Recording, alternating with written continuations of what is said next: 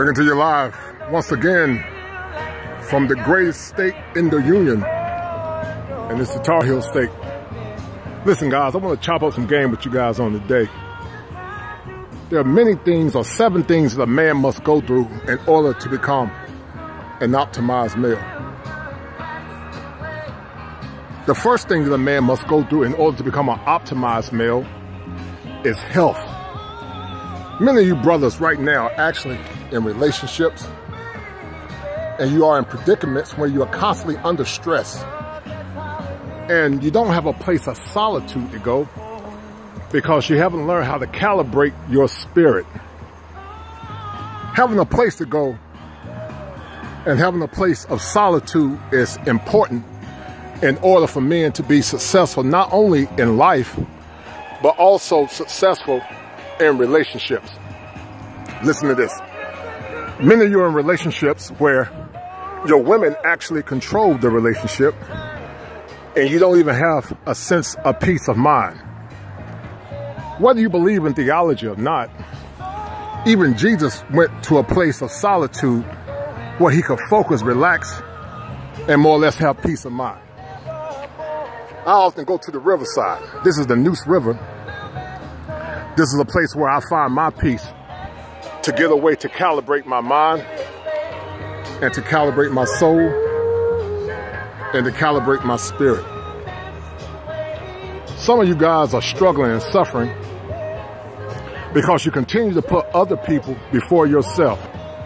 Some of you have been so pigeonholed by being simps, which is an acronym that I've created, which means sacrificing important masculine principles to appease the woman or the people in your life, to the point many of you are broken, and many of you don't have what's called peace of mind.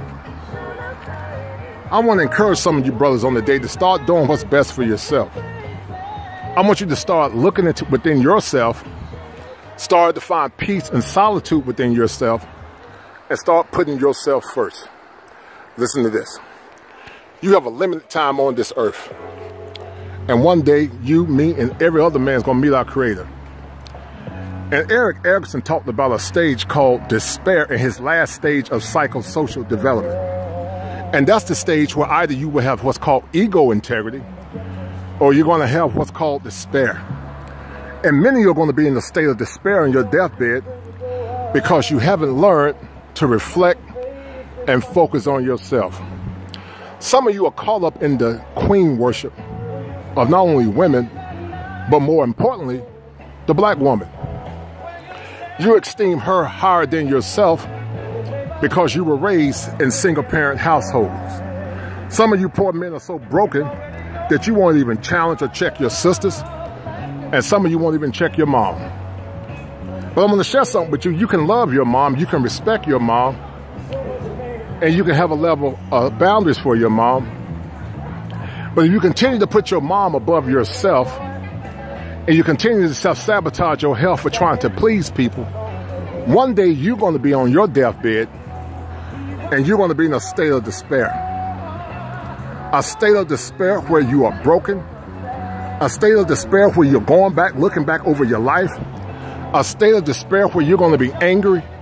A state of despair where you're going to be saying to yourself, I could have done better, but I chose not to do it. A state of despair where you're going to be broken, and a state of despair where you're going to have what's called lost opportunities. Manhood is about making choices, and manhood is about making decisions.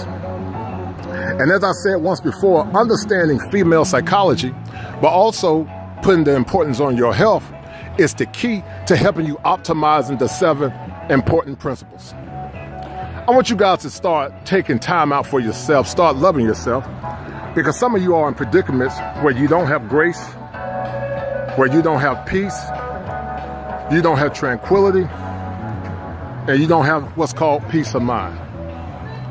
I want you to come up with at least 2 hobbies, whether it be exercise, whether it be biking.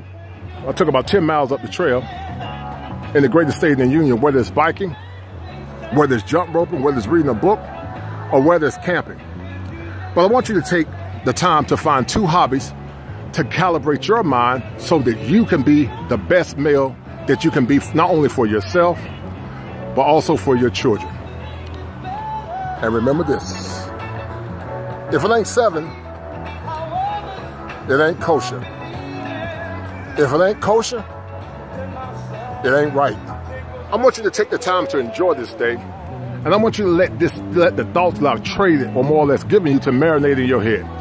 And remember, if you don't love yourself, no one else will love you. Be well, brethren.